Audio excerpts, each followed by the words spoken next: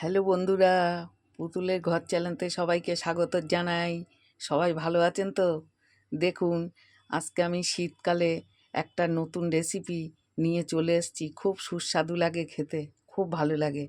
দেখুন, আমি 2 পিস বেগুন নিয়েছি, একটা টমেটো নিয়েছি, দানাওয়ালা ছিম নিয়েছি, আর সামান্য সর্ষে মিক্সচারে করেছিলাম, অল্প নিয়েছি, রসুন বাটা নিয়েছি, সামান্য লবণ নিয়েছি, হলুদ নিয়েছি, আর লঙ্কার গুঁড়ো নিয়েছি। হ্যাঁ, এটাকে আমি এবার ছিমটাকে কেটে নিয়ে দেখাবো কিভাবে রেসিপিটা করছি। খুব ভালো লাগবে খেতে। দেখুন, আমি বেগুনটা কেটে নিয়েছি, কচি বেগুন সরু সরু করে কেটে নিয়েছি।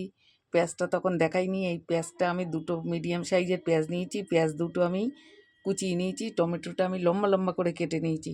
ছিমটা ভালো করে ধুয়ে পরিষ্কার করে নিলাম। এইবার চলুন দেখা যাক।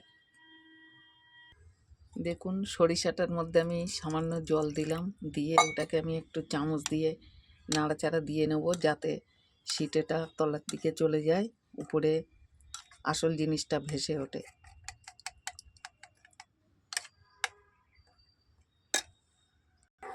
দেখুন, গ্যাসটা ফুরিয়ে গেছে, ইন্ডাকশানে করছি রেসিপিটা।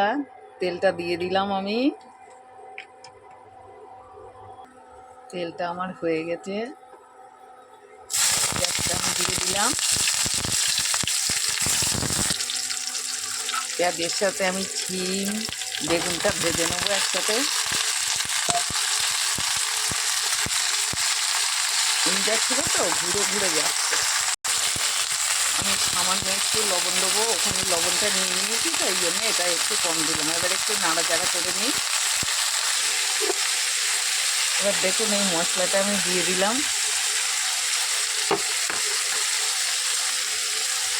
এবার দেখুন, এই সর্ষেটা আমি দিয়ে দিলাম। আমি আরেকটু জল দেবো এটাই দিয়ে, তারপরে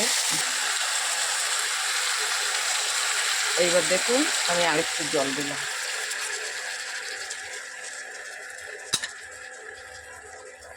এবার আমি টমেটোটা দিয়ে দিলাম।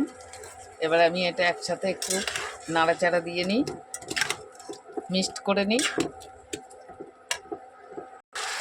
দেখুন, আমার কষানোটা হয়ে যাচ্ছে। এবার আমি সামান্য একটু চিনি দিলাম, যাতে সর্ষেটা তিতো না লাগে। এবার দেখুন কত সুন্দর হচ্ছে কষানোটা, খুব ভালো লাগছে। আমার ইন্ডাকশানটা উপরে, কড়াটা নন স্টিকের বসানো তো, শুধু এদিক ওদিক করছে। দারুণ হবে, বুঝলেন তো? এইটা হলো শীতের সুস্বাদু খাবার, খুব ভালো লাগে খেতে। সর্ষে বাটা দিয়ে, টমেটো দিয়ে, বেগুন দিয়ে। বেগুনটাও সরু সরু করে কেটে নিয়েছি, ভালোই লাগবে।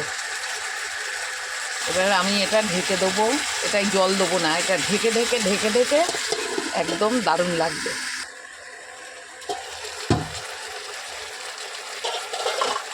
দেখুন, ঢেকে দিয়েছিলাম বলে সামান্য জলটা মতো বেরিয়েছে, এটাতেই হবে।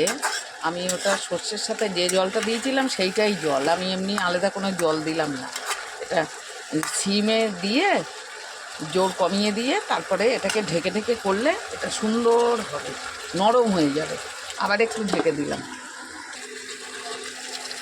দেখুন, এবার এটা মনে হয় হয়ে এসছে।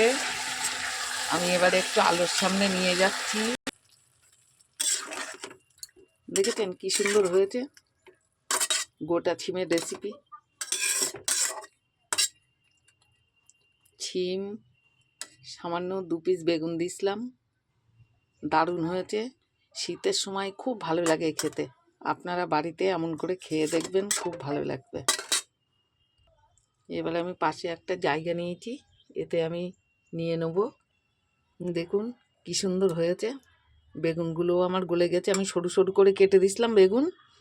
আর গোটা গোটা ছিমগুলোও ভালো বেশ রয়েছে, দানাওয়ালা ছিম, খুবই ভালো লাগবে। যাই হোক, রাখলাম। আপনারা বাড়িতে একবার করে খেয়ে দেখবেন, খুব ভালো লাগবে। শীতের সময় এই দানাওয়ালা ছিম খেতে খুব ভালো লাগে। রাখলাম, টাটা।